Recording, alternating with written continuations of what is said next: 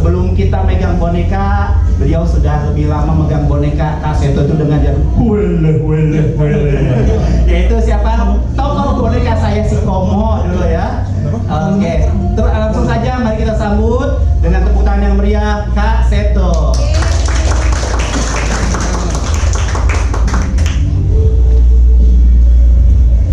Baik, terima kasih Kak Hans ya. Kak Yas ya. Assalamualaikum warahmatullahi wabarakatuh. Salam sejahtera untuk kita semua. Yang saya hormati, Kak, saya panggil kakak aja ya, bukan kakek aja panggil Kak. Sama-sama. Kak Budi Haha ya. Kemudian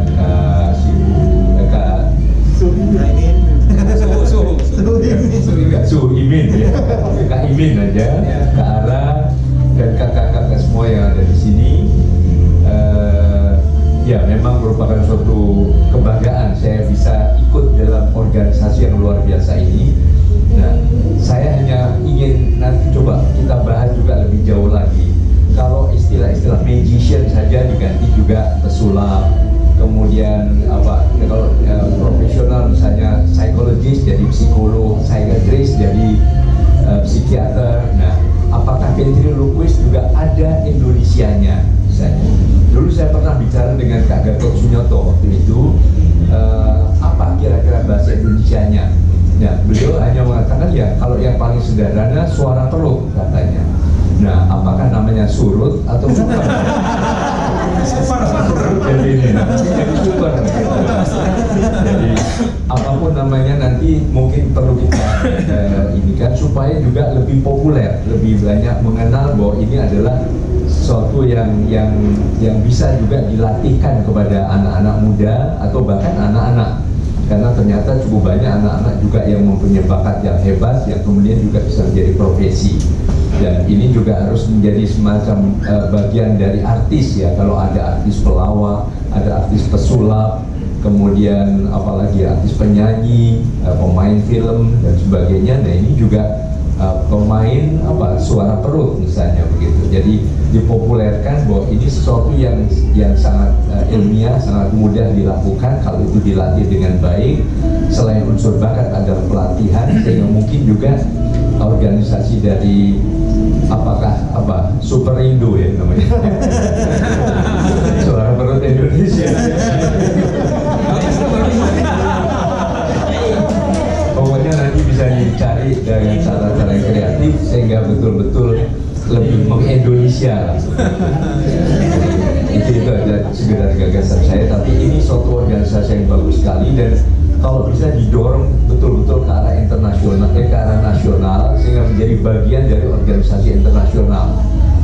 Seperti misalnya saya memimpin Yayasan Kembar misalnya, satu-satunya yayasan kembar di Indonesia, ternyata sudah diakui menjadi bagian dari organisasi kembar internasional. Jadi organisasi kembar yang anggotanya adalah organisasi-organisasi kembar gitu. Dengan demikian mudah-mudahan ini bisa menjadi sesuatu yang lebih besar lagi dan bisa menaungi seluruh provinsi juga. Jadi ada pengurus pusat, nanti ada pengurus misalnya provinsi DKI, Jawa Barat, Jawa Tengah, mungkin Kalimantan, ke Selatan dan sebagainya, sehingga betul-betul nasional dan profesi sebagai artis super suara perut atau ventriloquist ini betul-betul membanggakan juga. Dan saya sendiri sebetulnya juga senang sekali karena saya juga akan mendaftar sebagai murid. Belajar banyak dari Suhu Imin, dari Kak Budi Haha dan kakak-kakak yang lain, karena saya kan kalau main kumo kan kelihatan mulutnya kan weleh gitu. Tapi bagaimana, walaupun dulu saya pernah juga mempunyai boneka juga ini dari Pak Gatot Sunyoto dengan waktu itu namanya Lolo ya. Ada Lolo, kemudian ada boneka satu Loli. Kenapa Loli? Karena lebih mudah diucapkan dengan tidak bergerak bibirnya. Kalau ada M-nya, ada B-nya, kan susah sekali gitu. Jadi itu saja. Tapi saya ingin juga sebagai murid dari kakak-kakak semua, dan mudah-mudahan pertemuan ini akan segera melahirkan juga pertemuan-pertemuan berikutnya dan juga bisa menjadi sesuatu yang sifatnya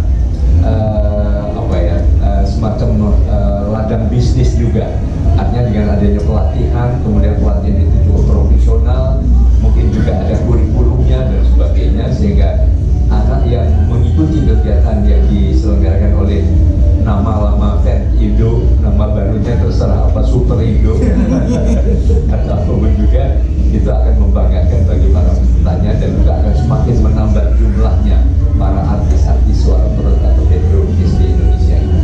Mungkin itu sementara, tapi maju terus. Dirgahayu sementara tetap Fan Indo, dan semoga juga melahirkan ide-ide cemerlang khususnya di dalam dunia pendidikan. Jadi kalau tadi juga ada artis, ada pelawak, ada pesulap, ada apapun, tapi tetap intinya adalah edukatif. Jadi tidak mendidik bukan hanya untuk anak Indonesia, tapi untuk bangsa Indonesia. Apalagi yang mungkin bagaimana tidak menjadi kalau zaman sekarang dikeluhkan anak kecil sudah bisa bawa celurit, sudah bisa menyerang temannya dan sebagainya, ada geng motor, kemudian ada bullying dan sebagainya. Kasus yang terbaru, kasusnya David dan sebagainya. Ini mudah-mudahan dengan kehadiran Fan Indo ini bisa membuat masyarakat jadi lebih tenang, apalagi menghadapi tahun 2024 nanti. Mungkin suara-suara perdamaian, suara-suara NKRI, persatuan dan sebagainya bisa lebih dikembangkan. Mungkin itu sementara yang bisa saya sampaikan. Dirgahayu Fan Indo, maju terus, dan terima kasih. Assalamualaikum warahmatullahi wabarakatuh.